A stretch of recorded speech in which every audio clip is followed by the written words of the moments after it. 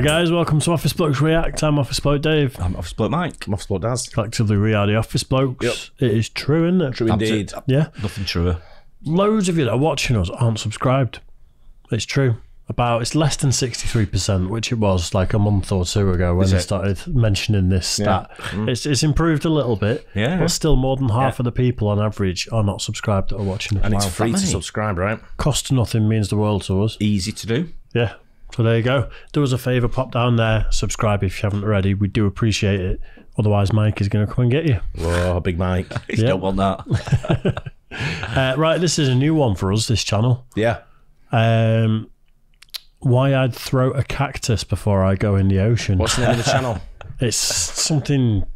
Geography, is it? Casual Geographic. Casual Geographic, yeah. I think a few people have mentioned it. Yeah. I've not watched any of his videos. No, me neither. I can kind of get the gist already just by the fact that he's stood there holding his little microphone with something behind him. And right up your street. Yeah, in the definitely. ocean. I think we could have written the title. Yep.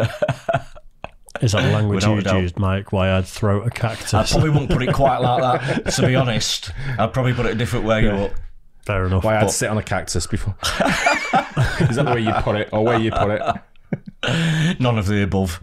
If you had to choose, though, Mike. Yeah. What either of them? I think you'd probably go in the ocean. No. Fair, yeah, you got out of that. Fair enough. Right then, Casual Geographic. Why I'd throw a cactus before I go in the ocean. Let's do it. This is probably the most terrifying thing you'll ever see in the ocean.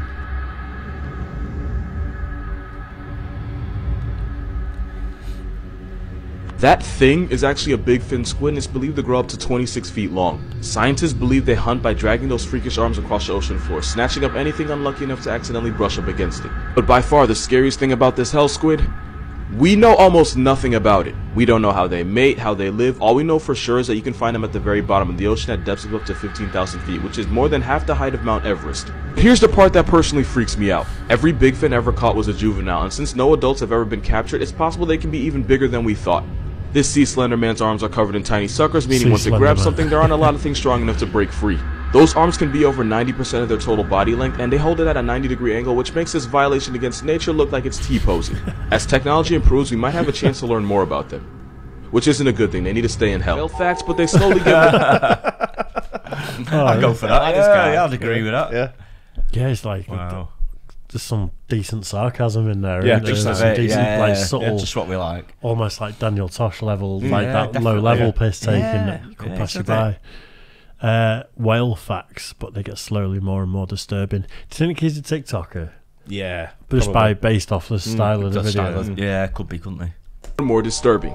Blue whales can produce 400 gallons of baby batter, but only 10% of it makes it to the female, meaning 360 gallons get dumped back out. In case you're wondering, that's 8.5 bathtubs of whale maker. Gray whales will go 3-player with 2 males and a female. While the first male is getting his rocks off, the second wing whale will swim underneath the female and help hold her in place for a process that can last up to an hour. And friendly reminder, almost every sea monster story ever told was really about a whale's penis, and I will never let y'all forget it. Sperm whales are so loud that their sound can vibrate you to death by either causing your lungs to collapse or an air bubble to form in your brain, which would instantly take you off the senses. Blue whales are big, but not a lot of people understand how big. You can hear a blue whale's heartbeat from a little more than 2 miles away. They can swallow almost 500,000 calories at once. Allegedly, a whale's fart bubble can enclose a full-grown horse. And because I am who I am, I have to tell you that the largest blue whale penis was about 16 feet long and weighed anywhere from 700 to 900 pounds. Blue whales don't spray water out of their blowholes the way you see in movies. It's actually warm air being forced out of the lungs. It's basically its breath. It's one of the most unholy smells that can ever assault your nose. Like burning rubber in a fish cemetery. Because of that video, there's now people that... Oh my god! It really rattles along, doesn't it? A bit of a pace. Yeah. Wow. Yeah, that whale fart bubbles are big enough to have a horse. It's just encapsulate a horse. Yeah. What a stat! Believe the ocean is salty because of whale sperm. And I'm not gonna lie. I can't pass by that. Because of that video, there's now people that believe the ocean is salty because of whale sperm. And I'm not gonna lie, I wish it were true because of the look on people's faces when I tell them this is free therapy, but it isn't.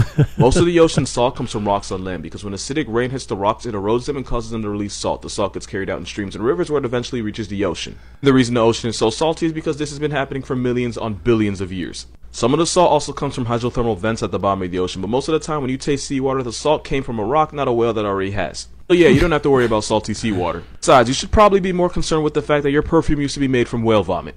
The more you know. Fish you should be most afraid of isn't the shark. It's the stonefish, because it can deliver venom powerful enough to cause crippling pain and toxic enough to activate your life insurance in less than 2 hours. This fish is armed with a venom called verrucotoxin, and as a neurotoxin, it shuts your body down from the inside. If you got stung, you would first feel incapacitating pain, swelling, and eventually numbness. But no worries, it gets worse.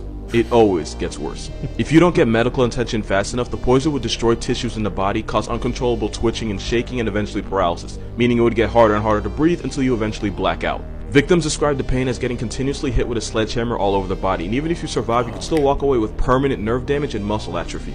But there's two big reasons why this Satan guppy might be the most dangerous fish on Earth. One is this picture. Because the stonefish looks like a stone, it's so easy to accidentally step on one, and when you do, those spines would get shoved up your foot, and the harder you step, the more poison gets pumped into you. And number two, they can survive outside of water for up to 24 hours, meaning they don't have to be underwater to put you underground. Because Australia is the only place where mistaking a fish for a stone can get you the death penalty. You should never pick this shell up because it's actually a hideous creature.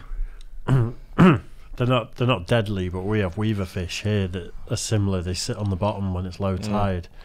And they have spikes coming out their back. Oh, really? And I've stood on one of them before. And it's Painful. absolute agony. It's like a rite of passage. Is it worse than stepping on a block of Lego? Oh, yeah. The worst bit about that for me is that they're only when the tide is out. So you've got to make it all the way back up the beach. And it just gets worse. Yeah. So the only way I could do it was to run as fast as I could up the beach because it hurt so much to walk. Wow. And then it's one of them where I just yam a load of paracetamol, and I slept for about 4 hours, and then it still hurt for a couple of days. Yeah. Is it just in certain areas that, or is it all over the UK? I'm not sure. I'm not sure. That's why I don't in go in the sea. Cornwall. Exactly. Same here. My bro got one years ago where his foot swelled up massive. Really? I've never got a story of when I was in the bar having a few beers and shots, my foot swelled up from standing on something. Just I gout. usually sat there with my sneakers or trainers or shoes on or whatever, just sort of like chilling. Yeah. Just having a nice cold pint, looking at the ocean. Yeah. It's nothing compared to these things, though. That'd concern me a lot. For us, I mean, if our feet swell up in the bar, it's just because our laces are a bit tight. So just undo the laces. Yeah. So chill out. Because Australia is the only place where mistaking a fish for a stone can get you the death penalty. You should never pick this shell up because it's actually one of the most venomous things on the planet. That's because the cone snail can shoot you with a harpoon at 400 miles per hour. That would be like getting struck by 14 Usain Bolts, because ironically this snail is one of the fastest animals on the planet, being able to hit you almost as fast as you can blink. That's not the only thing fast about them, because this murder slug was nicknamed Cigarette Snail because according to urban legend, if you got hit by one, you had enough time for a puff puff pass before you puff puff pass away. If you got stung, you would immediately feel extreme pain, swelling, numbness, and vomiting. But don't worry, it gets worse. It would escalate to muscle paralysis, double vision, and difficulty breathing. And once you get to that point, you can go ahead and start printing out shirts because you finna be on one. And even though the cigarette thing was an exaggeration, it could take only 5 to 8 hours for them to connect you to God's Wi-Fi. Now the problem with these snails is that they use venom to paralyze unlucky prey, and they'll even put them to sleep with a toxin that's 1,000 times more powerful than morphine, which works on fish and stupid people that pick them up. They don't just use one though, like Tyson, they be on them combos. They can have 50 different toxins in their venom, which is why there is no antidote. The only cure is to try not to die and become a Snapchat member. Your child can visit steamy jungles, grassy plains, and the dark depths of the ocean. I should probably explain what the hell this is. That was an angel shark, and that's the worst Call of Duty player you'll ever meet. The angel shark will lie motionless for days waiting for anything bite-sized to accidentally pass above its head so it can take its life. Sounds like a cheat code, but there's no referee in the ocean, so this camel shark stab pads kills like no other. But you don't have to worry about them snatching up your leg because they're only interested in fish, crustaceans, and mollusks like squid. That being said, angel sharks are a lot like electrical power sockets. They're only dangerous if you're stupid enough to poke them. Now you would think that's common sense, but because these sharks stay perfectly still, scuba divers think it's a good idea to touch them, and that makes these sharks go from mannequin challenge to homicide. Luckily attacks are rare, and as long as you're not an idiot, this sea carpet won't fade you. Good thing too, because there's a shark in this picture and he may not be an angel, but he'll turn you into one. 8 reasons why this is your new favorite fish. Even though they can be up to 23 feet over 3,000 pounds, they're 100% perfectly harmless to people because they only ever eat plankton and small shrimp. Unlike I was going to say, is he going to talk about Steve Irwin? Because 100% it's a stingray, isn't it? Stingray, It's not 100% not dangerous to humans. No. For 3,000 pounds, they're 100% perfectly harmless to people because they only ever eat plankton and small shrimp. Unlike stingrays, they're not venomous. This giant placemat couldn't hurt you if it wanted to. They're smart enough to understand mirrors because manta rays were seen waving and blowing bubbles at their own reflection, something they wouldn't do if they thought it was another manta ray. Manta rays will launch themselves out of the ocean, and they do it to get rid of parasites or to avoid predators, but sometimes it seems like they do it just for... Yeah. Said it's a manta ray, not a manta ray, not a yeah. stingray. Stingray's got the literally the long tail, hasn't it? I think. Okay, yeah. That's cool, how they really come out of the ocean. Yeah, I never knew you did that. So you're on a boat and then you see that. Are you into that? Oh, I'd be on the beach. I wouldn't be on the boat. Would you not be on a boat? I don't know. Maybe go on the boat. Sit in the bar So on the it's boat, nice and calm. eating his chicken sandwich. Exactly. What about a bit of champagne diving off a boat when it's crystal clear, blue waters, beautiful day? I don't think so. No. Fun. They have the largest brain of any fish, making them arguably the smartest things in the ocean that don't also belong on a list with Cosby. That isn't a TV guide. Baby manta rays are called pups, and a mother will give birth to 1 or 2 pups every year. They're normally black, a dark brown, or a grayish blue, but there are pink manta rays out there, and no, this is not edited. This pink manta ray was found off the coast of Australia on the Great Barrier Reef, proving that that country is both a national treasure and Satan's jungle gym. They're smart enough to form strong emotional bonds with each other, and they're smart enough to ask for help. One repeatedly approached the diver until he realized that she had a fish hook stuck under her eye, and she waited patiently as he removed it. Once he removed it, she swam off. What would happen if you took one of the meanest animals in the ocean and gave it legs? Well, 2 things. 1, you'd have one of the most violently aggressive animals on Earth walking on land, and 2, I know this because it technically happened and they exist. It's a known fact that the biggest menace to society in the ocean are dolphins of any kind. They jump sharks for no reason, slapbox their babies, and they have a rap sheet longer than Drake's. And the worst dolphin of all actively tortures other animals for sport. Dolphins and whales are part of a group called cetaceans, which basically happened because this guy decided he wanted to test his luck out in the ocean and evolved to become semi-aquatic and then fully aquatic. But funny story, there was a group of these land animals that actually stayed on land, and about 54 million years ago they split up, with the animals that would become whales and dolphins heading out to sea. The ones that didn't follow them out into the ocean stayed on land, and after millions of years of plot development, they went on to become one of the most vicious animals in the world. In case I haven't made it obvious, I'm talking about hippos. The African homicide horse is actually the closest living relative of whales and dolphins. One's a bipolar tank with Roy Ridge and a devil's overbite, and the other's a pufferfish abusing shark assaulting sea quagmire, and that is f***ing evolution. Remember that dolphin sound effect from SpongeBob that was supposed to be like a sensor? You know what the I'm talking about. Well, that sound didn't actually come from a dolphin. It was actually the sped up laughter of the kookaburra. It's a kingfisher bird found in Australia that sounds like a guy trying way too hard to laugh at a cute girl's jokes.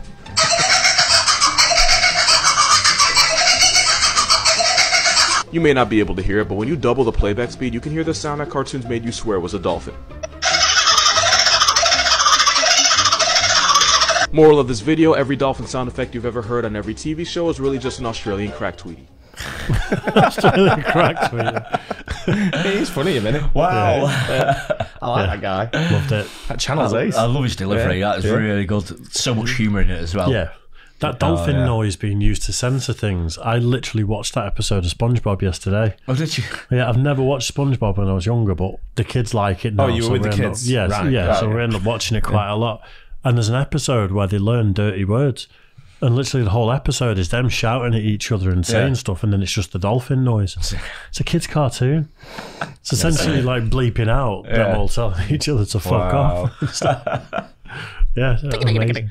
But that was great. Yeah, I enjoyed that. It was content. informative, funny. He's Fast-paced. 100 mile an hour, isn't he? Really is. But Yeah, whoever suggested that, thanks for that. It was a good one. yeah, it was good. I enjoyed that. I think we'll do plenty more of him. Definitely. I did like it. I liked it a lot. Yeah. Absolutely. Yeah. Hope you guys enjoyed it. Don't forget to like and subscribe, hit the bell, and we'll catch you on the next one. Cheers, guys.